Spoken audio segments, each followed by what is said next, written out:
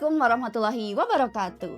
Good day, folks. Welcome to MPB Talk, Crafting Global Communicators. Yay!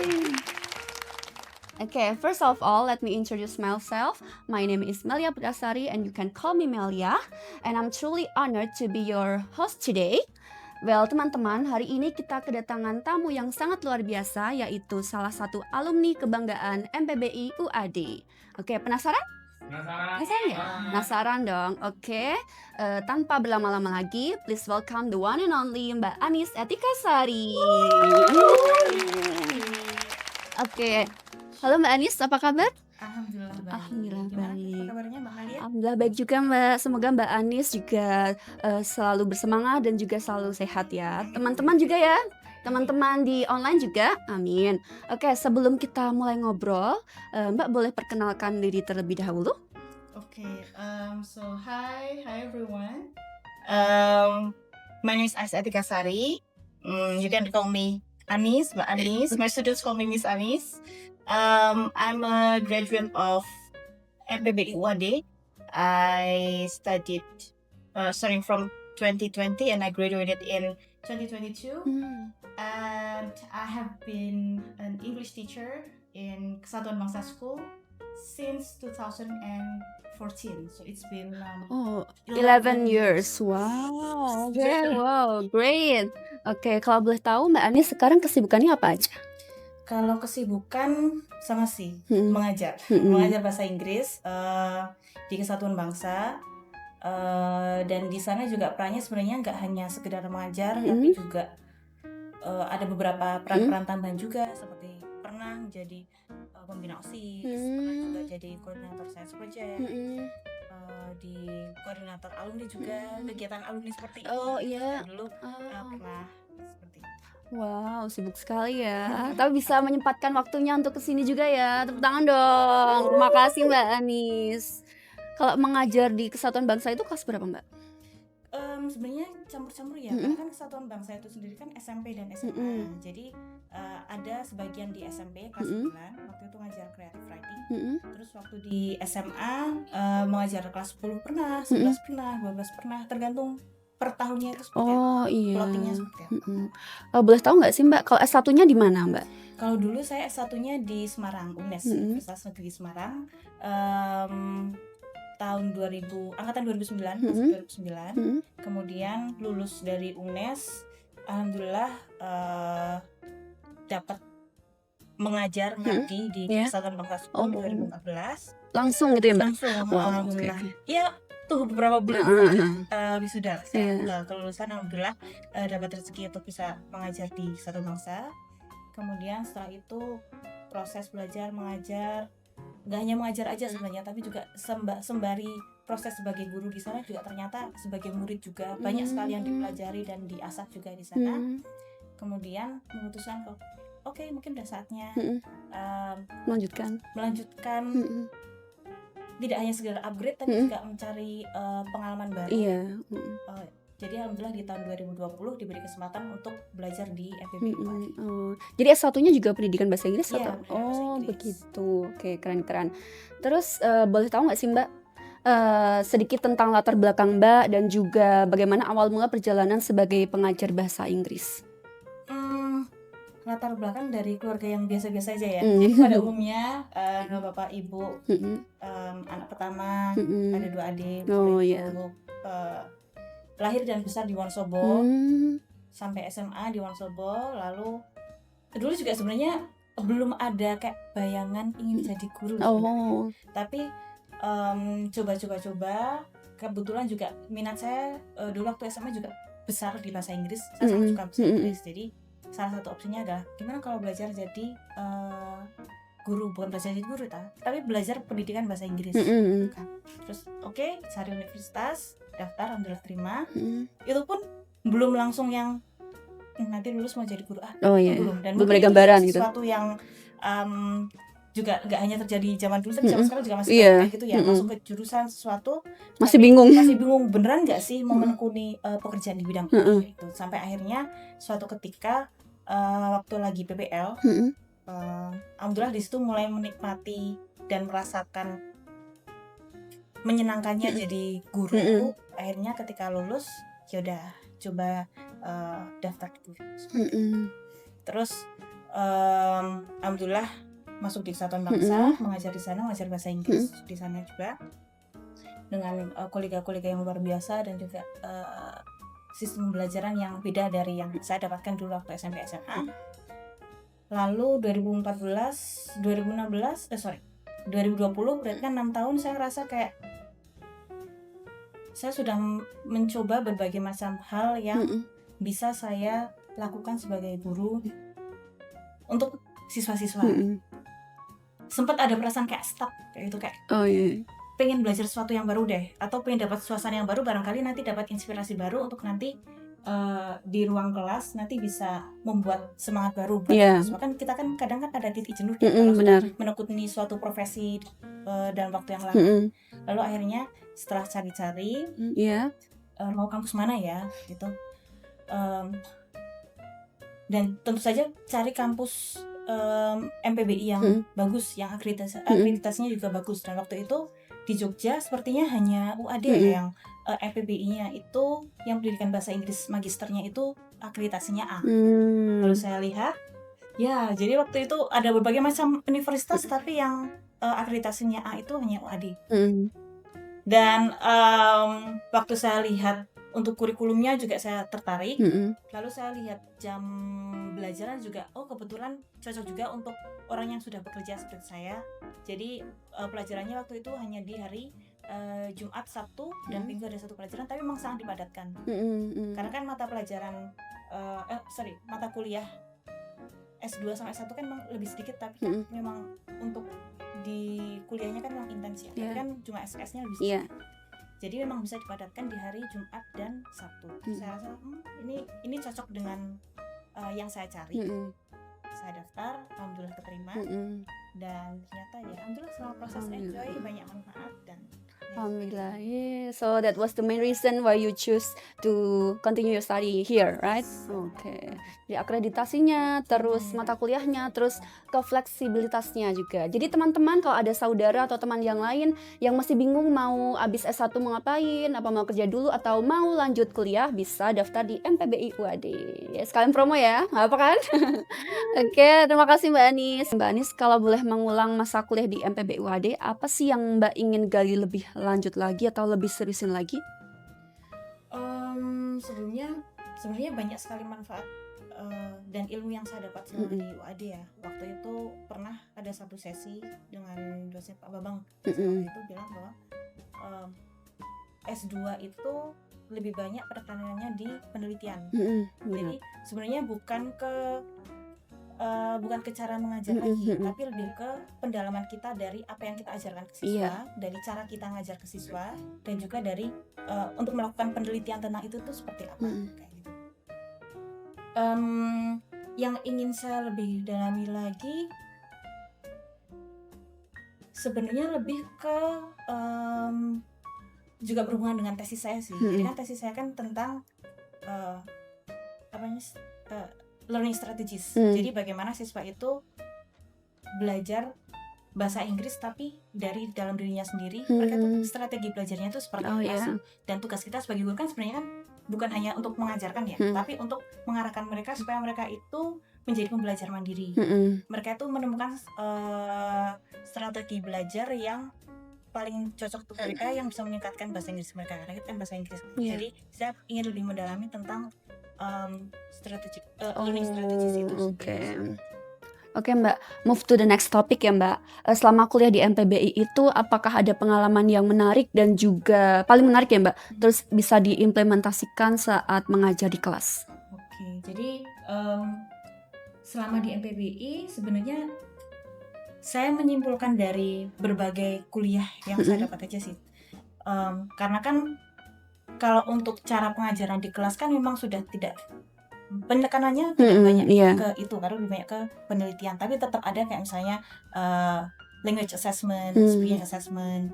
Itu jadi nge-refresh lagi, oh iya ternyata speaking assessment itu kita bisa pakai rubrik ini. Jadi yang dulunya tuh saya kalau di kelas ada presentasi, saya agak bingung rubriknya mau gimana ya. Setelah masuk MPBI, diingatkan lagi kalau ada loh rubrik dari Brown ini yang kita kamu pakai untuk menilai. Yang 6 itu kan Mbak?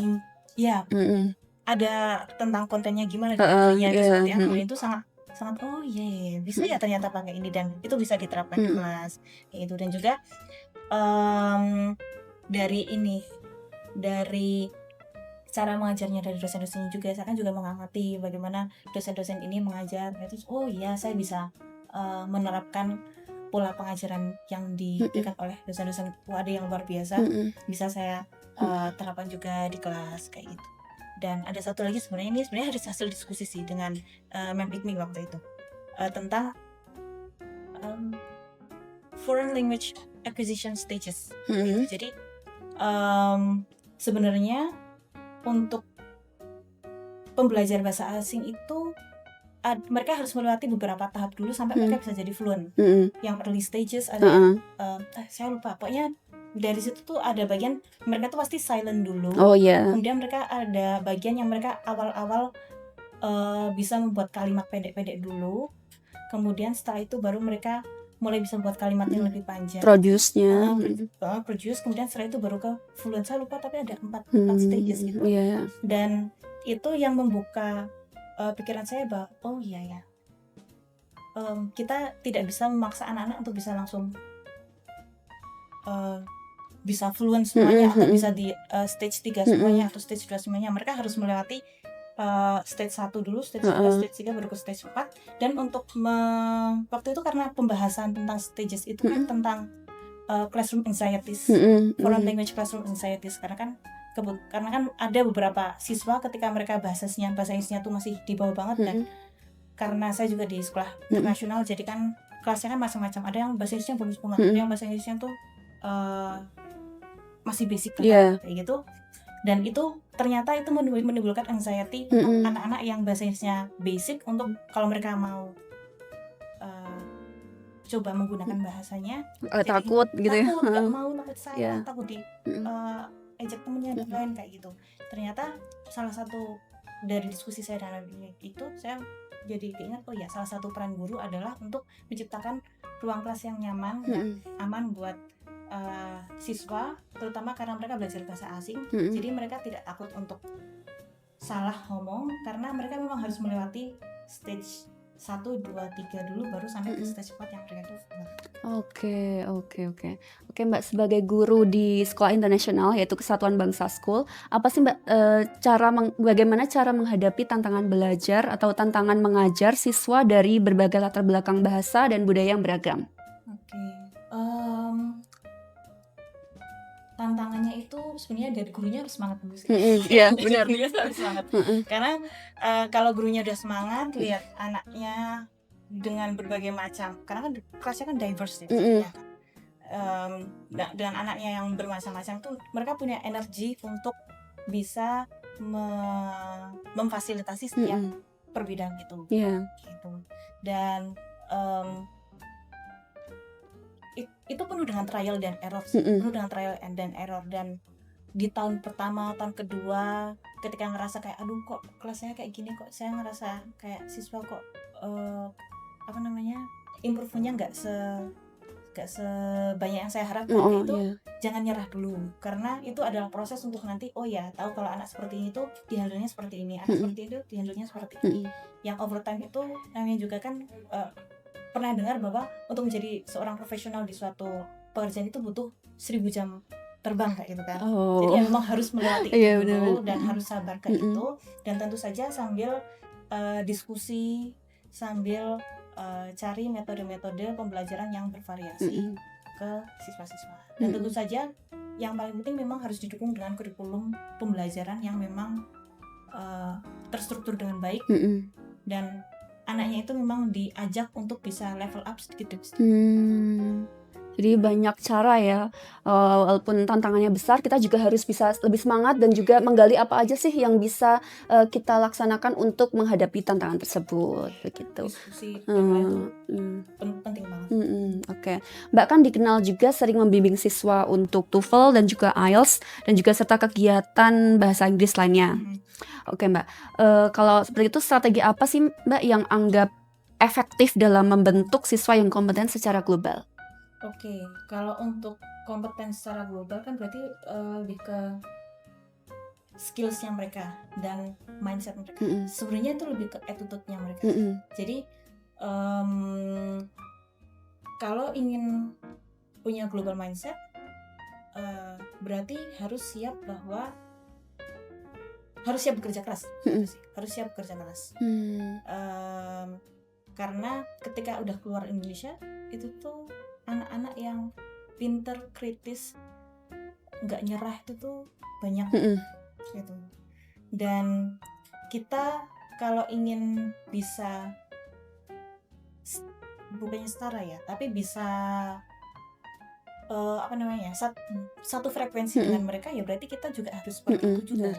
Jadi anak-anaknya diajak untuk, kalau kalian pengen punya global mindset, satu dari attitude-nya harus tekun, tidak gampang menyerah, resiliensinya harus tinggi, dan punya curiosity. Curiosity itu harus tinggi banget, karena kalau nantinya misalnya keluar negeri, entah itu kuliah atau misalnya kuliah S2 di luar negeri atau S3 keluar negeri, itu udah nggak diajarin lagi sama profesornya, tapi masuk itu udah diskusi apa yang sudah kalian baca. Itu banyak yang menjadi tantangan buat anak-anak Indonesia ketika mereka kuliah ke luar negeri. Dikiranya kita belajar disuapin sama gurunya atau dosennya gitu, tapi ternyata harus ada bacaan yang harus dibaca, dan ketika masuk harus sudah siap untuk diskusi. Itu kan butuh ketekunan, butuh intelijensi, butuh kerja keras. Dan juga dengan curiosity itu kan jadi kan tertarik untuk mempelajari tidak hanya dari yang buku mereka baca, tapi beyond that. Jadi mereka akan mencari tentang materi itu, entah nanti lewat jurnal, entah nanti lewat video atau artikel-artikel populer, supaya bisa lebih tahu sedikit lebih banyak dari yang mereka harus tahu. Dan bahasa Inggris tentu saja penting sih. Jadi sebagai seorang pengajar ataupun pembelajar itu kita harus selalu haus dalam belajar ya Mbak. Betul banget. Jadi jangan merasa puas dalam apa yang sudah kita punyai atau kita sudah pahami, tapi kita harus menggali apa aja sih yang kurang, apa aja sih yang harus kita pelajari. Kayak Mbak kan juga sangat familiar dalam penggunaan digital tools dalam pembelajaran bahasa Inggris. Nah, boleh diceritakan nggak sih Mbak bagaimana Mbak mengimplementasikan digital tools dalam pengajaran dan juga meningkatkan engagement siswa? Oke. Jadi digital tools itu hanya sebagai alat bantu ya. Jadi bukan sebagai sumber utama, tapi hanya alat bantu yang untuk engage dia benar-benar bisa sangat engage. Misalnya kita pakai Quizzes, pakai Kahoot gitu kan. Quiz yang biasanya on paper mereka mungkin bosan atau mereka stressful, itu dengan Quizzes, Kahoot itu kan mereka jadi lebih fun mengerjakannya gitu. Kemudian misalnya video, buat video direkam, jadi itu juga membantu daripada kalau misalnya kita ada keterbatasan waktu, daripada nanti anak diminta drama di depan kelas, mereka bisa buat video, nanti rekamannya diberikan ke guru, kemudian nanti dinilai seperti itu. Ya banyak sekali, dan itu juga mendukung kolaborasi sih. Kan sekarang kan kita bisa pakai misalnya membuat skrip bersama-sama pakai Google Docs, nggak harus di satu ruangan yang sama, misalnya jauh-jauhan juga masih bisa kolaborasi satu sama lain. Jadi itu sangat. Tapi kalau di sekolah Mbak yang Mbak ajar ini sudah lengkap ya semua digital tools untuk pembelajaran? Alhamdulillah sudah lengkap. Saya bisa bilang itu sudah lengkap karena di kelas sudah ada interactive flat panel, ada IFP, kemudian setiap anak juga sudah ada Chromebook, internet juga lancar. Jadi memang pembelajaran itu banyak bukan berbasis ya, tapi supported by digital tools. Oke, good. Oke, Mbak Anis juga pernah menjabat sebagai Student Council Advisor kan? Oke, boleh di-share nggak sih Mbak seputar apa itu Student Council Advisor dan juga apa peran-peran Mbak di dalam jabatan tersebut? Oke, Student Council Advisor itu sebenarnya pembina OSIS. Jadi peran saya mendampingi siswa, mendampingi tim OSIS, dari ketua OSIS sampai pengurus OSIS untuk menyalurkan bakat, minat, aspirasi siswa, tapi di kegiatan-kegiatan di luar pembelajaran. Jadi contohnya membuat event-event yang lomba-lomba yang harapannya nanti bisa menjadi wadah bakatnya anak-anak, misalnya lomba nyanyi, lomba olahraga, atau lomba seni lainnya, atau lomba akademik juga itu, atau pentas seni.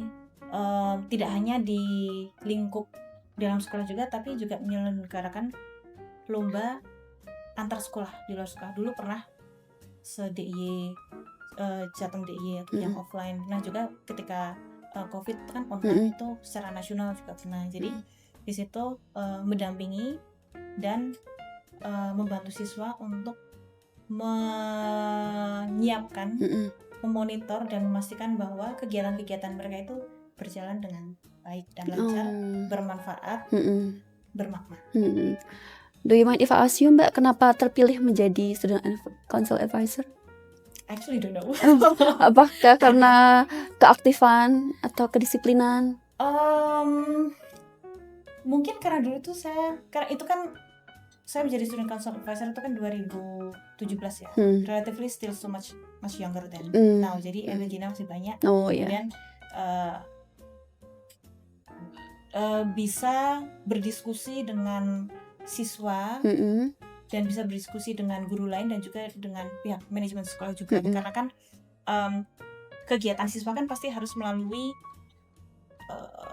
approval dari sekolah, dan itu kan dari sekolah itu kan pasti ada guidelines-nya, hal-hal yang menjadi visi misi sekolah yang perlu diwujudkan. Nggak boleh ngawur gitu ya? Iya, nggak boleh ngawur, kan harus bermakna, bermanfaat, dan sesuai dengan visi misi sekolah juga. Ada bermanfaatannya untuk kependidikan juga. Jadi memastikan menjadi jembatan. Jadi mungkin karena kan yang memilih juga kan dari pihak sekolah. Mungkin dianggap bisa menjadi jembatan bagi siswa dan juga dari sekolah untuk bisa menciptakan kegiatan-kegiatan yang bermanfaat dengan sekolah dan juga dengan visi misi sekolah juga. Dan karena kegiatannya banyak juga, sepertinya waktu itu masih ada banyak energi untuk bisa energetik kegiatan gitu ya. Sekarang juga masih kan, Mbak? Insya Allah iya. Masih kelihatan muda, masih kelihatan berenergi. Semoga bisa tertular kepada mahasiswa ini ya. Saya juga. Oke, amin. Oke, Mbak, selanjutnya apa sih, Mbak, keterampilan atau mindset tertentu yang wajib dimiliki oleh pendidik masa kini agar bisa tetap relevan dan juga berdaya saing? Relevan, berdaya saing untuk pendidik masa kini. Satu ini sih, sebenarnya banyak ya. Kerja keras itu pasti. Karena menjadi guru itu bukan hal yang mudah. Kita hanya sekedar masuk ngajar udah, tapi kita bertanggung jawab atas pendidikan dari anak yang kita ajar. Kalau kita bertanggung jawab dalam bahasa Inggris misalnya, bertanggung jawab atas mereka bisa bahasa Inggris atau enggak. Dan untuk mewujudkan itu kan kita harus banyak effort ya. Harus banyak effortnya itu entah nanti cari inspirasi, cari ilmu untuk bisa kita terapkan di dalam kelas gitu, dan juga memahami siswa, memahami karakter siswa, gimana caranya kita bisa pembelajaran kita bisa masuk dan diterima dan efektif untuk mereka tanpa mengesampingkan nilai-nilai moral, value yang perlu kita tanamkan ke siswa juga. Karena kadang melihat ada beberapa, misalnya kita sekarang kan zamannya anak-anak Instagram, TikTok.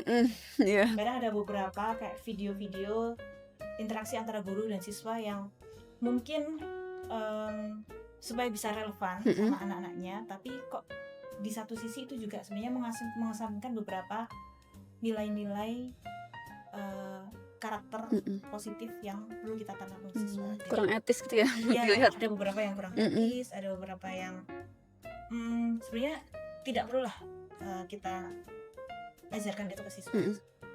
Jadi ya tantangan kita sekarang untuk tetap bisa berusaha keras untuk relevan dengan siswa tanpa kita terseret arus. Oh iya, benar-benar.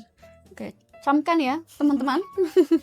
Kita ingat-ingat terus. Oke, Mbak. Selanjutnya ya, Mbak, bagaimana cara menjaga semangat dalam mengajar? Kan tentunya kalau bekerja, apalagi mengajar itu banyak tantangannya, hambatannya, apalagi rasa jenuh dalam mengajar ya, Mbak. Apa coba, Mbak? Tolong bagi ya. Jadi banyak orang yang bilang kalau teacher is a work of art ya. Jadi Mm-mm. mengajar itu sebenarnya itu Seni. panggilan jiwa dan juga seni. Seni, the work of art, a work of art juga kayak gitu. Jadi memang panggilan jiwa dan juga banyak sekali seni yang perlu kita pelajari dan juga perlu kita implementasikan ketika mengajar. Jadi how to keep the fire up kayak gitu. We need to surround ourselves with people with the same Energy. That's right. Same energy, same passion, same frequency. It doesn't have to be exactly the same. Yeah. But if they have the same spirit, itu bisa saling mengangkat satu sama lain. Satu. Kemudian mengajar itu menyenangkan kok. Lihat murid-murid kita itu paham dengan apa yang kita ajarkan mereka. Melihat mereka itu ternyata bisa merasakan manfaat dari apa yang kita ajarkan mereka. Apalagi bahasa Inggris ya. Manfaatnya kan kelihatan ya. Dari yang belum bisa ternyata bisa gitu. Jadi bisa dari yang awalnya itu cuman beraninya kayak bunga itu, tiba-tiba mereka pede ngomong gitu aja. Belum tentu benar tapi pede ngomong itu aja. Iya. Itu jadikan itu sebagai kayak reward untuk kita sebagai guru bahwa what you're doing, what you're working on is something really worthy. Gitu. Kemudian tentu saja biar kadang kan semangatnya kan juga padam ketika kita stuck ya. Tapi akan muncul lagi ketika kita dapat inspirasi baru. Jadi banyak-banyak diskusi, banyak-banyak cari inspirasi dari video atau belajar lagi S2 seperti itu. Untuk yang lulusan S1 ya ambil S2, untuk lulusan S2 ya mungkin mau ambil S2 jurusan lain boleh, atau mau ambil S3 atau ambil workshop atau nulis apapun itu, pokoknya melakukan sesuatu yang bisa menambah ilmu mengajar kita. Jadi Mbak setuju nggak kalau ada perkataan guru itu adalah orang tua kedua murid di sekolah? Iya, setuju. Bayangkan anak dari jam 7 sampai jam setengah 3 atau mungkin ada yang sampai jam 4 itu mereka menghabiskan waktunya secara sadar di sekolah, berinteraksi di sekolah. Kalau di rumah kan sebagian besar waktu mereka untuk tidur kan. Jadi sebagian besar waktu bangun mereka kan justru malah di sekolah. Jadi memang benar orang tua kedua, makanya karena kita jadi orang tua kedua bagi siswa, jadi orang tua yang baik. Apalagi kita bisa melihat kembangan anak juga di sekolah, kan Mbak, dari yang belum bisa ternyata bisa, terus bisa memprojecting itu juga. Oke. Apakah ada tokoh atau prinsip tertentu di dunia pendidikan yang bisa menjadi inspirasi Mbak dalam mengajar? Ada seseorang sebenarnya. Beliau adalah guru SD kelas 6 saya, almarhum. Beliau sudah almarhumah, namanya Tatik. Yang membuat saya terinspirasi dengan beliau adalah somehow saya ngerasa kelas 6 SD saya tuh belajarnya tuh enak banget. Kayak saya ngerasa bahwa Bu Tati adalah sosok yang tegas, tapi juga sosok yang baik hati, lembut, dan juga kalau ngajarin itu efektif gitu. Saya mudeng, Bu Tati ngajar apa mudeng. Tapi beliau juga tegas, tapi beliau juga lembut. Dan beliau juga adalah orang yang memotivasi saya. Jadi kan saya kan SD-nya kan di SD Disa, kan di SD di desa saya. Terus alhamdulillah secara akademis juga lumayan tinggi waktu itu. Lalu dimotivasi, kamu masuk SMP 1 aja, gitu, SMP 1 masuk aja. Gitu. Itu kan SMP favorit di sekolah saya kayak gitu. Tapi kamu jangan minder di sana, walaupun kamu dari desa, walaupun dia nggak desa banget sih, tapi kan lebih desa dari yang lain. Ada SD kota lah. Ibaratnya ada SD di kota. Saya bukan termasuk SD kota. Tapi kamu nanti di SMP 1 kamu jangan minder. Kamu bisa. Dan somehow tuh sampai sekarang tuh saya masih ingat kata-kata itu loh. Jadi saya ngerasa kayak jadi seorang guru itu yang menciptakan suasana yang nyaman di kelas, yang bisa efektif tapi tetap lembut kayak gitu. Dan juga ibu saya juga karena ibu saya kan juga pernah jadi guru PAUD. Jadi pernah jadi guru PAUD. Namanya guru PAUD kan orang yang sangat sabar ya. Iya benar. Sabar banget gitu kan. Terus di tahun pertama ngajar saya itu saya ngerasa cukup emosional sih, karena kan pasti ekspektasinya tinggi, belum berpengalaman, masih sangat muda waktu itu. Jadi saya merasa kayak cara saya mengatur emosi di dalam kelas itu kok kayaknya nggak bagus ya, kayak gitu. Terus saya cerita ke ibu, terus ibu bilang, karena waktu itu saya ngajar kelas 7 SMP, Miss, anak kecil tuh jangan dibentak, anak itu jangan dibentak, soalnya nanti kalau kita tuh ada syaraf yang putus kayak gitu, itu nggak bagus nantinya, kayak gitu. Itu jadi setelah itu saya setelah itu saya mulai bisa meredam emosi saya. Kalau boleh kesel, namanya juga guru pasti ada momen kesel di kelas, tapi jangan sampai bentak-bentak anak. Tetap kita bisa kok meluapkan kemarahan kita, bukan kemarahan ya, tapi ketidakpuasan atau kekecewaan kita terhadap anak-anak tanpa cara-cara yang keras seperti itu. Jadi gabungan antara guru almarhumah Dik sama saya. Semoga menjadi amal jariah almarhumah guru Mbak Anis, amin. Wah seru banget ya ngobrolin tentang pengalaman mengajar dan belajar dari Mbak Anis. Semoga bisa menjadi bekal kita semua, terkhusus mahasiswa MPB UAD. Dan juga sekarang kita masuk ke bagian yang lebih serius lagi, deep talk ya Mbak, sedikit. Oke Mbak, sebagai alumni yang sudah berkiprah di dunia pendidikan secara global, pasti ada insight yang bisa Mbak bagikan untuk kami semua, kan Mbak? Oke, menurut Mbak apa sih tantangan terbesar yang akan dihadapi oleh calon guru di era global ini? Dan bagaimana sebaiknya mereka atau kita semua mempersiapkan diri? Oke, tantangan untuk era global ya, sebagai guru, tantangannya banyak sih. Kalau kita melihat tantangan dari pendidikan secara umum itu kan kekhawatiran kita terhadap siswa. Kan nanti khawatirnya siswa itu karena mereka udah banyak buka sosial media, exposure-nya lebih banyak, itu mereka sudah terlanjur memiliki attitude yang sebenarnya itu tidak sesuai dengan entah itu budaya timur atau nilai-nilai positif aja, karakter positif aja. Jadi tantangan kita sebagai guru adalah meluruskan, tapi dengan cara yang itu yang tadi sebenarnya seperti disampaikan, dengan cara-cara yang relevan sama anak-anak, tetap bisa relevan sama anak-anak, tetap bisa nyambung sama anak-anak, tapi tetap bisa ngandani it's okay, Jawa ya, tetap bisa ngasih tahu ke mereka bahwa ini bagus, ini enggak, tanpa merasa dikekang gitu ya. Merasa dikekang. Anak sekarang kan merasa khawatir dijudge juga, sepertinya tuh lebih sensitif ya, jadi kita perlu berhati-hati dengan dan global mindset ya. Dan itu kan juga yang kadang tuh membuat yang banyak orang sekarang bilang tuh kayak strawberry generation, apa-apa mental health ya. Jadi kan tapi berarti kan tantangan kita untuk membentuk resiliensi mereka, supaya mereka tuh tahan banting, mereka mau bekerja keras, mereka mau berbuat lebih, gak hanya untuk sekedar dapat nilai, tapi untuk diri mereka sendiri. Lalu Mbak, apa pesan-pesan Mbak kepada para mahasiswa MPB UAD khususnya dalam mempersiapkan menjadi seorang pendidik di era global? Pertama, belajar dengan baik selama berkuliah, itu belajar dengan baik. Pastikan bahwa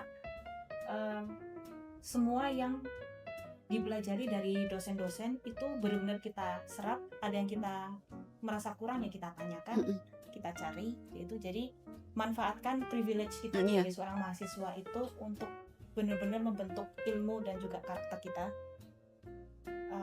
karena itu nanti di dunia kerja juga akan sangat berpengaruh.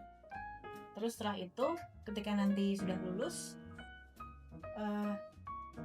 jangan menyerah.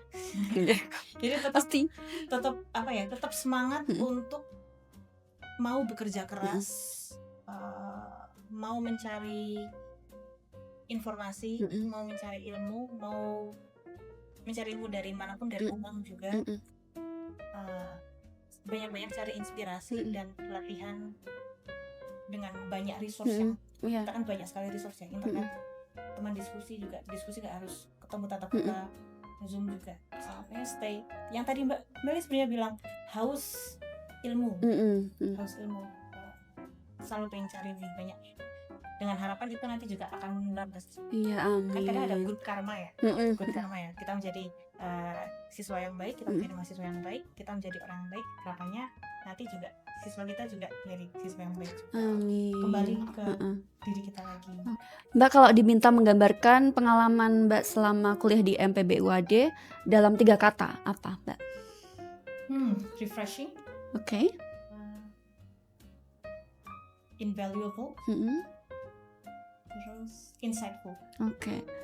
Refreshing, invaluable, and Insightful. oke, good job. Tepuk tangan. Oke, kalau diberi kesempatan, apa langkah atau cita-cita Mbak berikutnya sebagai seorang pengajar ataupun pembelajar? Continue my study abroad. Wow, Probably. amin, Hope amin. so. Wow. Amin. Amin. Dengan beasiswa tentu saja. Mm-mm. So, kan. It's everyone's dream ya. Iya. Kalau udah S2 pasti pengen S3 Mm-mm. di luar negeri biar nanti apa namanya ilmunya lagi Mm-mm. itu lebih beragam Mm-mm. lagi. Terima kasih Mbak Anis for being with us today and for sharing your very inspiring journey as an educator. Semoga apa yang telah Mbak bagikan hari ini bisa menginspirasi kita semua, khususnya teman-teman MPB UAD, dan juga semoga karir dan perjalanan belajar Mbak juga bisa diperlancar, bisa sukses, dan juga tentunya impactful. Amin. And to all of you guys, thank you so much for tuning in to today's podcast. Keep growing, keep learning, and keep inspiring. Okay, see you on the next episode. Wassalamualaikum warahmatullahi wabarakatuh. Bye bye.